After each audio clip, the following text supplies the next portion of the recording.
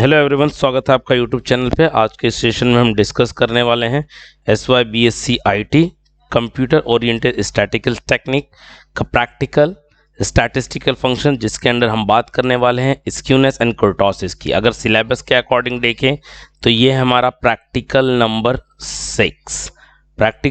6 हम यहाँ पर आर प्रोग्रामिंग की डिस्कस कर रहे हैं। तो चलिए शुरू करते हैं और समझते हैं पहले कि स्क्यूनेस और कुर्टोसिस होता क्या है। देन उसके बाद हम आर के ऊपर डिमॉन्स्ट्रेशन देखेंगे कि कैसे परफॉर्म किया जाता है। तो इन statistics skewness is the measure of the asymmetry. कौन सा प्रोबेबिलिटी डिस्ट्रीब्यूशन कर्व, जिसको हम पीडीसी बोलते हैं, प्रोबेबिलिटी डिस्ट्रीब्यूशन कर्व, वो असिमेट्रिक है अबाउट मीन। मतलब वो नेगेटिव साइड ज़्यादा टिल्टेड है या पॉजिटिव साइड ज़्यादा टिल्टेड है। अगर हमें ये फाइंड आउट करनी है तो हम क्या करते हैं, स्क्यूनेस का यूज़ कर सकते हैं। अगर हमें दोनों साइड इक्वली टिल्टेड मिले तो हम बोले ये सिमेट्रिक प्रोबेबिलिटी डिस्ट्रीब्यूशन है, लाइक नॉर्मल डिस्ट्रीब्यूशन की बात होती है। तो asymmetry of the probability distribution और real valued random variable about its mean. The skewness can be positive, can be negative और कैन बी अनडिफाइंड। तो बात कर लेते हैं कैसे पता चलेगा। जैसे देखिए यहाँ पर ये एग्जाम्पल है पॉजिटिव स्क्यूनेस की। अगर ये मीन है तो मीन के बाद ज़्यादा पार्ट कहाँ पर टिल्टेड है, राइट साइड, पॉजिटिव साइड पे ज़्यादा टिल्टेड है। तो ये हमारा, तो आप इस तरह से जब भी आपके प्रोबेबिलिटी डिस्ट्रीब्यूशन का कर्व का जो टेल होगा, ओके, वो आपको पॉजिटिव साइड पे दिखाई देता, तो उसे क्या बोलेंगे हम, पॉजिटिव स्क्यूनेस। और इसी टाइप से अगर देखिए टेल नेगेटिव साइड की तरफ ज़्यादा है, ओके, तो इसे बोलेंगे नेगेटिव। अगर ये क्या है, दोनों साइड इक्वल पोर्शन है, जितना इस साइड उतना इसी साइड, ओके, इसको क्या बोलते हैं हम, नॉर्मल डिस्ट्रीब्यूशन बोलते हैं। नॉर्मल डिस्ट्रीब्यूशन की एक बात याद रखना, मीन मीडियन मोड, ये क्या होते हैं, नॉर्मल डिस्ट्रीब्यूशन में तीनों इक्वली होते हैं। जबकि इसके पॉजिटिव स्क्यूनेस में, पॉजिटिव स्क्यूड कर्व में क्या होता है, आपका जो मोड होता है वो लेस होता है मीडियन से, मीडियन लेस होता है मीन से। जबकि यहाँ पर नेगेटिव में क्या होता है, मीन क्या होता है, लेस होता है किससे, मीडियन से, मीडियन लेस होता है मोड से। अब बात कर लेते हैं कि कुर्टोसिस क्या होता है। तो इन स्टैटिस्टिक कुर्टोसिस मेजर्स द पीकेडनेस। पीकेडनेस मतलब आपका कर्व कितना पीक है, ओके, इस तरह, मतलब कर्व की ऊंचाई कितनी है, जिसको हम बोल सकते हैं पीकनेस ऑफ दी फ्रीक्वेंसी। तो यहाँ पर देखो, अगर कर्व की पीकनेस बहुत ज़्यादा है, okay, sharp, okay, sharp tail से पर पीकनेस क्या है, ज़्यादा, इसको बोलते हैं लेप्टोकोर्टिक। अगर पीकनेस थोड़ी क्या है, मीडियम रेंज की है, जिसको हम क्या बोलते हैं, अगर टेल भी थोड़े इतने ज़्यादा शार्प ना हो, ओके, फ्लैट हो, ज़्यादा फ्लैट भी ना हो, तो उसे बोलते हैं मीजोकोर्टिक। अगर टेल ज़्यादा ही फ्लैट हो तो उसे क्या बोलते हैं, लेप्टोकोर्टिक। तो यहाँ पर देखिए टेलनेस की बात करें तो यहाँ पर हम क्लासिफिकेशन अच्छे से डिस्कस कर सकते हैं कि यहाँ पर मीजोकोर्टिक है, प्लेटोकोर्टिक है और लेप्टोकोर्टिक है। तो क्या होता है इन सब के बारे में हम देख चुके हैं। लेप्टोकोर्टिक इस तरह से टॉप पे, मीजोकोर्टिक मीडियम और लैटिकोर्टिक, ये प्लेटिकोर्टिक रहेगा, ये पी रहेगा, प्लेटिकोर्टिक डिस्ट्रीब्यूशन। तो क्या होगा, प्लेटोकोर्टिक लिखा हुआ है यहाँ पर, ओके। तो यहाँ पर देखिए टेलनेस की बात करें तो मीजोकोर्टिक क्या होता है, मीडियम टेल्ड होता है, ये थिन होता है और ये फैट टेल्ड होता है। लेप्टोकोर्टिक क्या होता है, फैट टेल्ड, मतलब देखिए इस तरह से एकदम शार्प पीकनेस दिखेगी इस तरह की, ये क्या होता है, लेप्टोकोर्टिक। प्लेटोकोर्टिक मतलब आपका इस तरह से, और मीजोकोर्टिक मतलब सम मीडियम इन दोनों के बीच में, इस तरह से।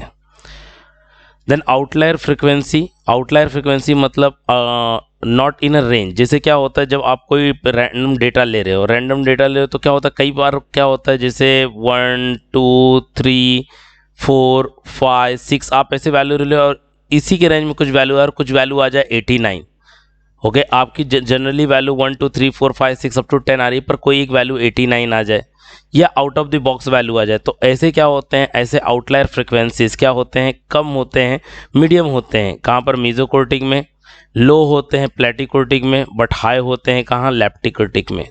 कुर्टोसिस की अगर बात करें तो कैसे पता चलेगा कुर्टोसिस कौन सा, मीजोकोर्टिक, लेप्टोकोर्टिक। अगर आपकी कोएफिशिएंट ऑफ कुर्टोसिस को डिनोट करते हैं गैमा से। गैमा होता है कोएफिशिएंट ऑफ कुर्टोसिस। अगर कोएफिशिएंट ऑफ कुर्टोसिस 3 आ जाए, इक्वल टू 3 आ जाए, तो इसको बोलते हैं मीजोकोर्टिक या मॉडरेट कोर्टोसिस। अगर ये लेस देन 3 आ जाए, गैमा लेस देन 3 आ जाए तो वो क्या होता है, प्लैटिकोर्टिक होता है। अगर गैमा ग्रेटर देन 3 आ जाए, ग्रेटर देन 3 मतलब क्या हो जाएगा हमारा, लेप्टोकोर्टिक हो जाएगा। तो एक्सेस कोर्टोसिस यहाँ पर 0, यहाँ पर निगेटिव और यहाँ पर पॉजिटिव। देन एग्जाम्पल की बात करें तो नॉर्मल डिस्ट्रीब्यूशन मीजोकोर्टिक का बेस्ट एग्जाम्पल है, यूनिफॉर्म डिस्ट्रीब्यूशन प्लैटिकोर्टिक का बेस्ट एग्जाम्पल है, और लेप्लास लेप्टोकोर्टिक का बेस्ट एग्जाम्पल है। ऐसी सीधी हम बात करें अगर पॉजिटिव स्क्यूनेस और नेगेटिव स्क्यूनेस, तो यहाँ पर भी अगर कोएफिशिएंट ऑफ स्क्यूनेस हम फाइंड आउट करते हैं, कोएफिशिएंट ऑफ स्क्यूनेस की वैल्यू अगर 0 आ जाए तो क्या होता है, नॉर्मल डिस्ट्रीब्यूशन होता है। कोएफिशिएंट ऑफ स्क्यूनेस की वैल्यू अगर निगेटिव आ जाए तो क्या होता है, पॉजिटिव स्क्यूनेस होता है। और कोएफिशिएंट ऑफ स्क्यूनेस की वैल्यू पॉजिटिव आ जाए तो वो पॉजिटिव स्क्यूनेस होता है। तो इन सारी चीज़ों को अब हम आर के डिमॉन्स्ट्रेशन के हिसाब से देखते हैं। तो जब भी आप आर में स्क्यूनेस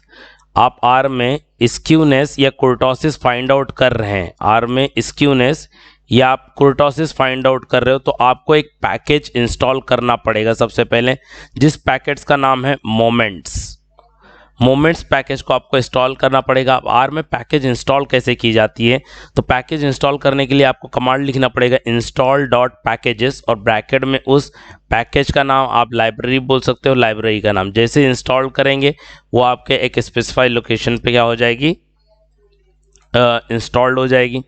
देन आपके पास 2 फंक्शन होते हैं, स्क्यूनेस और ब्रैकेट में वो पैरामीटर लिखना है जिसकी स्क्यूनेस आपको फाइंड आउट करनी है, कोर्टोसिस ब्रैकेट में वही पैरामीटर लिखना है जिसकी आपकी कोर्टोसिस फाइंड आउट करनी है।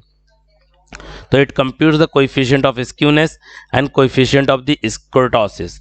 तो based on the values of the coefficient of skewness and coefficient of kurtosis we decide the types of the kurtosis and types of the skewness.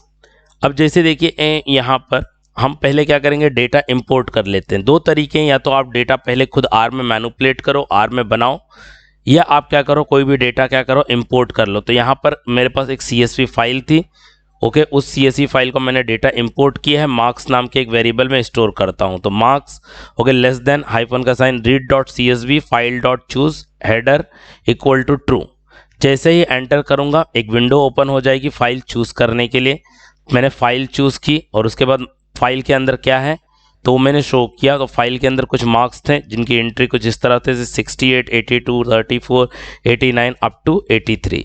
अभी मुझे क्या करना है, मुझे फाइंड आउट करना है इसका स्क्यूनेस एंड कोर्टोसिस। तो skewness and kurtosis find out करने के पहले आपको क्या करना पड़ेगा, पहले उस लाइब्रेरी को कॉल करना पड़ेगा, उस पैकेज को कॉल करना पड़ेगा। तो पैकेज हमारा क्या था, मोमेंट्स। तो मैंने लिखा लाइब्रेरी, कॉल करने के लिए लाइब्रेरी और ब्रैकेट में मोमेंट्स, ओके। तो जब तक ये आप कॉल नहीं करेंगे आप नहीं कर पाएंगे स्क्यूनेस और कोर्टोसिस का कैलकुलेशन। फिर उसके बाद क्या करना है, स्क्यूनेस, और स्क्यूनेस किसकी निकालनी है, मार्क्स, ओके। तो सिंगल एट्रीब्यूट वाला डेटा था तो सिंपली स्क्यूनेस और वो डेटा का ही नाम लिख दिया, डेटा का जो मतलब जो मैंने नाम सेव करके रखा है वही लिख दिया, या जिस वेरिएबल में उसे सेव करके रखा है वो इस वेरिएबल का, क्योंकि यहाँ पर मुझे एट्रीब्यूट डिफाइन करने की ज़रूरत नहीं क्योंकि सिंगल एट्रीब्यूट वाला डेटा था। अगर मल्टीपल एट्रीब्यूट होती तो मुझे लिखना पड़ता मार्क्स, फिर डॉलर, फिर उस एट्रीब्यूट के कॉलम का नाम। तो यहाँ पर स्क्यूनेस आ गई। देन कोर्टोसिस, ओके, सिंगल एट्रीब्यूट में मार्क्स लिखा तो यहाँ पर कोर्टोसिस आ गई। तो कोर्टोसिस देखिए पॉजिटिव आई है, ओके, स्क्यूनेस निगेटिव आई, मतलब ये निगेटिव स्क्यूनेस है। और कोर्टोसिस क्या है, ये एक तो होता है इक्वल टू 3, एक होता है लेस देन 3 और एक होता है ग्रेटर देन 3। अब ये लेस देन 3 आई है तो लेस देन 3 आई मतलब क्या हो गया, ये हमारा प्लैटिकोर्टिक हो गया। अगर ग्रेटर देन 3 आती तो लेप्टोकोर्टिक होता और इक्वल टू 3 आती तो मीजोकोर्टिक होता। तो इस तरह से हम डिसाइड कर सकते हैं। That's all with this theoretical part. Let's come to the demonstration part. Demonstration part पे आ जाते हैं। तो डिमॉन्स्ट्रेशन पार्ट पे यहाँ पर देखिए मैंने आर ओपन कर रखा है, ओके। तो आर ओपन करते ही सबसे पहले मैं install dot packages bracket open और यहाँ पर लिखता हूँ मोमेंट्स, स्मॉल में ही लिखना है, ब्रैकेट बंद, ओके, अब इस तरह से जैसे तो यहाँ पर कुछ आएगा CRN मिरर्स, कहाँ से आप क्या करना है, इंस्टॉल करना है। आप कोई भी ले ले, कोई फ़र्क नहीं पड़ता। मैं यहाँ पर UK लंदन ले लेता हूँ, आप भी यही लेना। ओके कर दिया। लाइब्रेरी तो मोमेंट्स,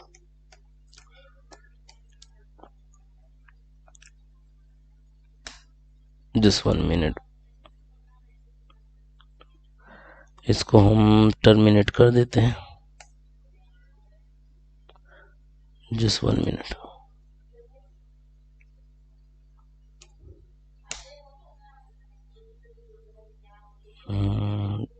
क्यू,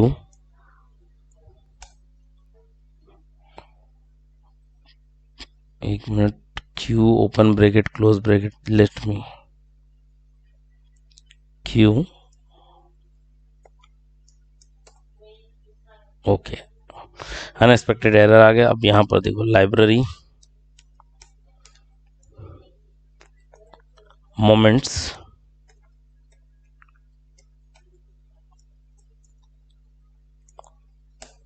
ओके हो चुका है। ओके, तो अभी मैं क्या करता हूँ, मैंने ऑलरेडी एक CSV फाइल बना के रखी है। CSV फाइल कैसे बनानी है ये ऑलरेडी प्रैक्टिकल नंबर 5 में हम डिस्कस कर चुके हैं। तो मैं यहाँ पर लिखता हूँ मार्क्स, ओके, इस तरह से। फिर मैं यहाँ पर लिखता हूँ read.csv file dot choose open brace close brace comma header equal to T. Okay, तो ये मुझे पूछेगा कहाँ से फाइल है, तो फाइल मेरी डेस्कटॉप पे है। डेस्कटॉप पे मैंने प्रैक्टिकल नंबर 6 से फाइल बना के रखी है। आई थिंक प्रैक्टिकल नंबर 6 ये रहा। ओके, ओपन करता हूँ। ओके, ओपन कर लिया मैंने। अब यहाँ पर वापस, तो ये मेरा फाइल आ गया। अब लाइब्रेरी मोमेंट्स मैंने तो ऑलरेडी कॉल कर लिया, एक बार फिर से कॉल कर लेता हूँ। यहाँ पर library moments close bracket, okay. अब मुझे स्क्यूनेस निकालनी है। स्क्यूनेस किसकी निकालनी है, मार्क्स की।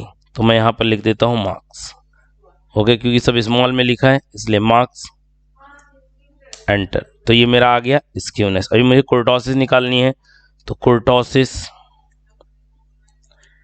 देन मार्क्स,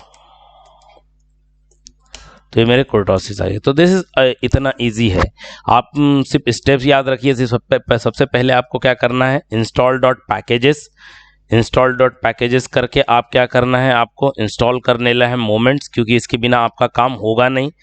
ओके, जैसे ही आप ये एंटर करोगे एक आपको एक CRN मिरर पूछेगा, कोई भी सेलेक्ट कर लीजिए और इंस्टॉल कर लीजिए। देन उसके बाद क्या कीजिए, लाइब्रेरी मोमेंट्स आप बाद में कर सकते हैं, जिसमें मैंने यहाँ चेकिंग पर्पस के लिए किया था। फिर आप मार्क्स लिखिए, read.csv file dot choose header true. Then इस तरह से आप कॉल करके आप क्या कीजिए कि जो फाइल आपको चूज़ करनी है वो फाइल चूज़ कर लिए। फिर आप देख लीजिए फाइल बराबर इंपोर्ट हुई है कि नहीं।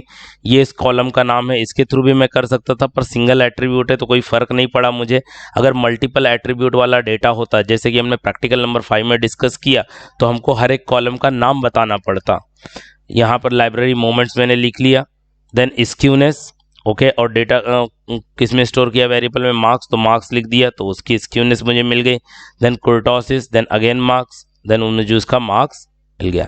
तो that's all about the practical number 6। If you like the video please share with your friends and subscribe the channel if yet not. Thank you so much.